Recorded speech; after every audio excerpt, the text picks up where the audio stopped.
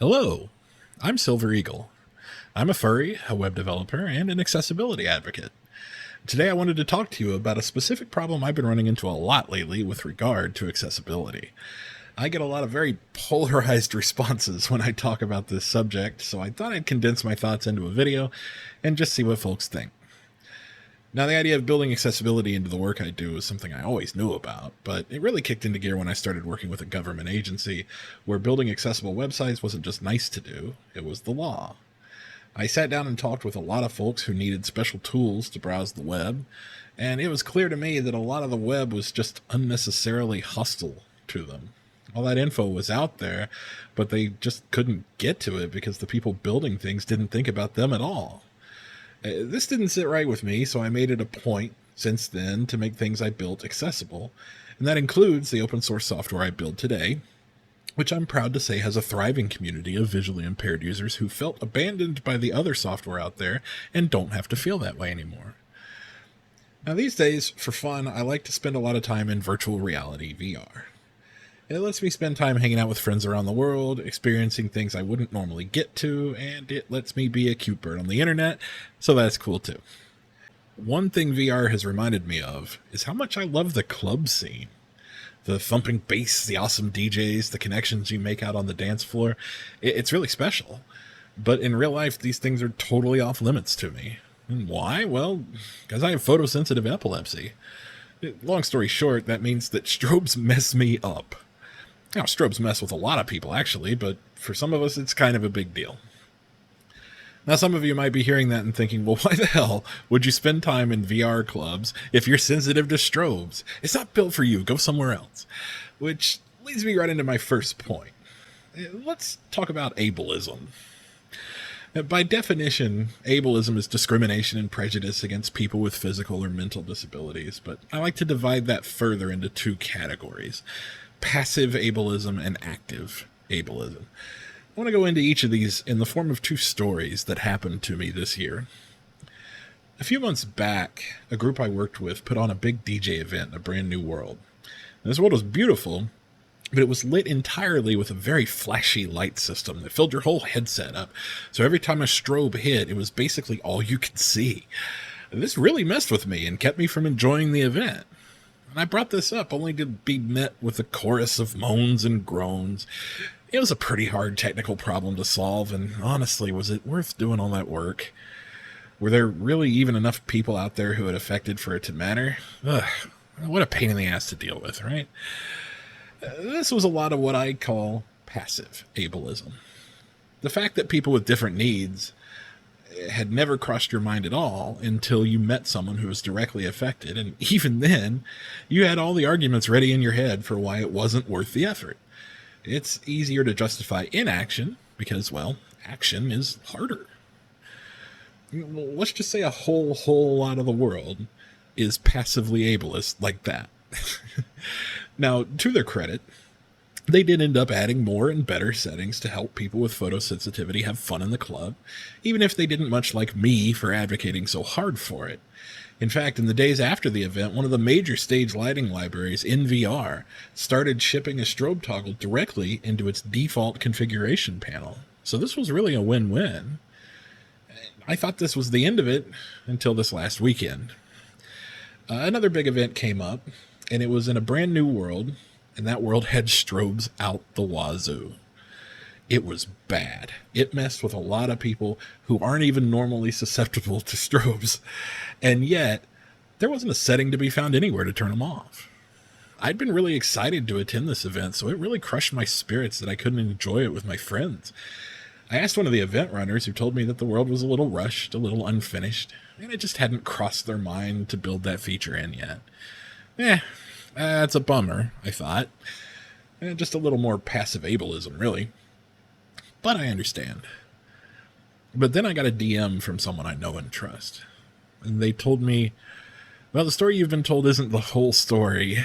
In fact, in the middle of a crowded Discord voice call, the creator of this new world had been asked about whether they would include a strobe or a lighting toggle. And their response was that it wasn't a priority because the only person who would care about it was me. And, quote, Silva complains too much. about seizures. Silver complains too much about the danger of seizures in the world you're building. Now that is active ableism.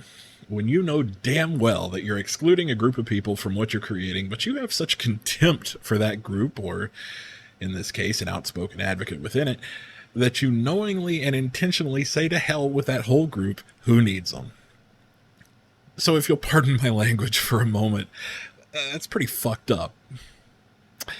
Now, I'm not about to go naming this person on here because the hostility from the folks defending him has already been off the charts. Some have accused me of making this story up wholesale. I didn't, by the way.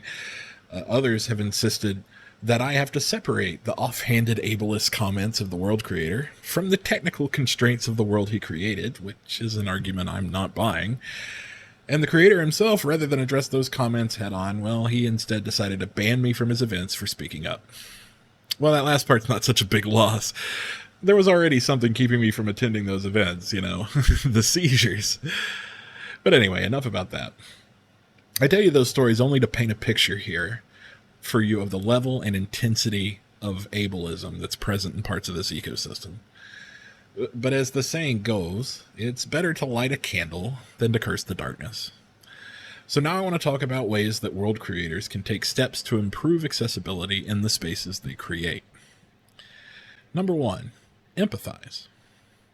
Okay, this is going to sound cliche, but really more than anything, the best thing you can do about accessibility is to start thinking about it at all. Start thinking about what things in your world may cause problems for people. Think about the issues folks might run into.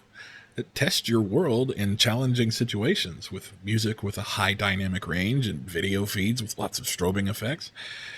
You may not know exactly what would trigger, say, a seizure, but I found that a lot of people have a good vibe for when things are getting a bit much. Make the ideas of accessibility and inclusivity priorities in the worlds you build. After all, you're creating on VR. A remarkably flexible and immersive platform that lets people experience things they'd never get to otherwise.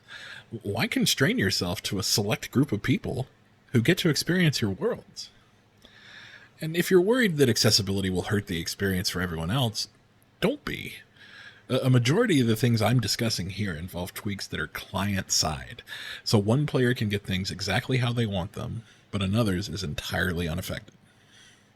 Once you've internalized that mindset that accessibility brings your creations to a bigger audience, puts players in control of their experiences, and makes your spaces more enjoyable and safer to tons of folks, well, then you're on the right track. The gears are turning in your head the whole time you're building the world, and the results are much more likely to be inclusive as a result. Number 2, stand on the shoulders of giants. I want to start this part by saying that while I am a software developer, I'm not a VR world builder myself, so I don't know every little detail about the process. I'm basing my advice here on what I've seen in existing worlds and what worked well and what didn't. Sometimes the best way to do the job is to not have to do the job at all. Rather than rolling your own lighting and audio systems from the ground up, look into using an existing one.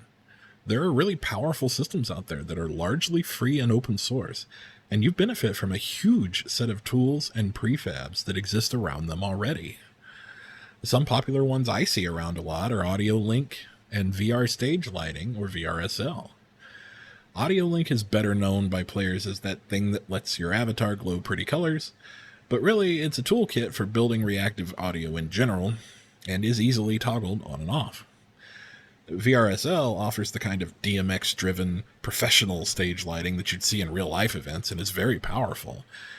As of April this year, VRSL's default configuration panel prefab includes not only global lighting toggles, but a strobe-specific toggle button. If you want to experiment with building your own custom systems, well, that's cool too, as long as you're building worlds in test environments. Remember, if it's not accessible, it's probably not shippable. So until you've built out a solution that is at least as accessible as the popular libraries out there, don't go testing it out on major events. Number 3, options, options, options. When it comes to letting players customize their experience in your world, any setting is better than no setting at all. But more settings are even better than that. There's a lot of overlap between personal preference and accessibility on this front. A player might not be susceptible to flashing lights, but might prefer to have them off anyway, so they'd use a strobe toggle even though they're not its target audience per se. And some common adjustments I've seen in worlds include toggles for global reactive lighting, and reactive lighting being lighting that changes with the audio as opposed to static lighting in the world that doesn't. Strobe toggles like VRSL, the ability to toggle audio link animations, the ability to enable brighter ambient lights, which reduces visual contrast, and sliders for the lighting intensity and brightness. Number 4, lighting is a numbers game. When it comes to whether your lighting is likely to cause photosensitive seizures or other discomfort, there are a few factors that come into play. There's no hard or fast rule on what will and won't cause problems for players because everyone is different. But that doesn't mean you can't tip the scales into your favor. If you do, you can make your world a lot more enjoyable even with the default settings. One is, of course, the rate of strobing. Studies vary on the exact frequencies that cause problems, but regulations that apply to websites advise you to not go between about 2 and 55 flashes per second, or 2 to 55 hertz. That's a pretty big range, and it may not be possible to stay out of it completely, so you should use other factors to help mitigate this. Another factor is the affected percentage of a player's field of vision. In the real world, you can sometimes avoid a problem by just looking away from a strobing light source. Sometimes, though, if you're in a dark room without many other light sources, the strobe will illuminate the floor, the ceiling, and all the walls too, so no matter where you look, there's trouble. This happens in VR too, but because the headset is strapped to your head, sometimes the only way out is to rip the thing off your head. That's no good. So instead of making strobes fill a room, have them be smaller points of light that contribute less to the overall lighting of the room. Ensure the rest of the room isn't so dimly lit or reflective that there's nowhere a player can look to avoid the strobing effect. Even in the middle of the dance floor, people need somewhere they can look that isn't visually overstimulating. The last factor I want to talk about is visual contrast. In this case, that's the difference between the darkest light in the range of reactive lighting and the brightest one. The bigger that gap is, the more likely it is that people will be affected.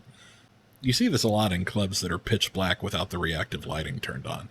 Out of nowhere, there's a flash of bright white, and suddenly everyone's headsets just spanned the full gamut of brightness in half a second. That's going to throw a lot of folks off.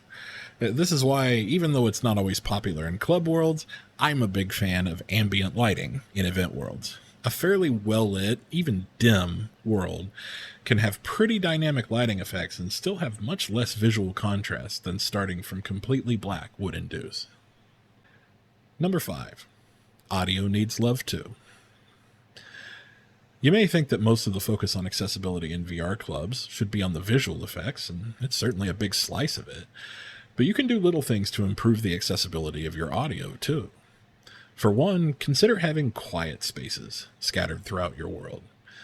These would be places where the audio levels are lower and the visual lighting is subdued. Some worlds incorporate these as side rooms, cubbies, or even bathrooms. They're great for people who get overstimulated to just relax for a moment, and are also important for the occasional conversation that starts up. Second, if you're running an event with pre-recorded audio, make sure the loudness levels between your performers are consistent. All too often, I'll be in a club and a DJ set will come on that's just way too quiet. So I turn everything up to accommodate it, and sure enough, the next DJ blows out my headphones and nearly startles me out of my chair. In the broadcasting world, the average loudness of audio is measured in a unit called LUFS, or loudness units, relative to full scale. Different loudness levels are used in different places, but a lot of audio services settle somewhere between -14 and -10 LUFS as a good level. Ideally, as an event host, you could pick a loudness level and ask performers to master the recordings to that loudness level. But even if that doesn't work out, there are free and open source tools like Audacity for editing or MasterMe for live streaming that lets you pipe audio into them and get volume normalized audio out. A missing link: strobing in video. One thing you probably won't have much control over in your world is what video gets played there. A lot of DJs like using visualizers in the video portion of their performances that strobe heavily or oscillate between dark and light quickly. Unlike in-world lighting and strobes, though, right now there just isn't a simple way to avoid strobing in the video feeds themselves. To help with this, you can fall back to the other mitigating factors I mentioned before, like reducing how much of the player's field of vision is taken up by the video, how much it reflects off nearby surfaces, and how much it contrasts with the background of the world. However, I have heard some exciting news that there are folks working on this exact issue. I hope to have an update on this soon that I can share with everyone. Conclusion. I put this together to do two things. To point out what I see as a growing problem of certain creators pushing back against accessibility and those who fight for it, and to leave you with a few thoughts and some specifics that might help inform the design of your own worlds. I don't mean to come across as an authority on either accessibility or VR world design. I admit there's a lot I don't know about both subjects.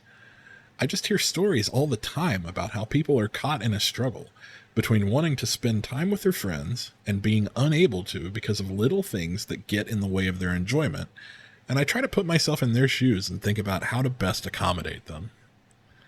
You don't have to be living with a mental or physical disability yourself to empathize with people who do. You may not be showered with praise for making sure to include as many people as possible in the experiences you build, even if you should be, but you can rest assured that you're making a difference in someone's life out there, and really that's more than enough reason to do it. Thank you for your time.